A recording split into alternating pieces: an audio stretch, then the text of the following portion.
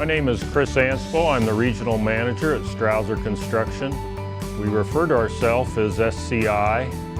We're located in Columbus, Ohio, and we serve a geographical footprint of Ohio, Michigan, Indiana, West Virginia, Kentucky, sometimes venturing out into Pennsylvania, Tennessee, and South Carolina. We're a region within the Pavement Preservation Division, so our main work types are microsurfacing, crack sealing, chip sealing, inner layers such as fiber mat, SAMIs, and we do also mastic sealers, which is a new addition to our group 3 or 4 years ago, so we expanded our presence there. On the tourmaline side, we have a facility in Hamilton, Ohio, where we produce emulsions, PMAs, and supply liquid to Midwest Central's operations. Our greatest qualities would be our construction management abilities.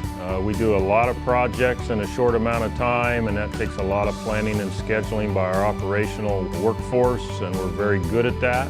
We also are known for our quality in our construction operations as well as the materials that come out of our terminals. So those two things make us stand out in relation to our competitors.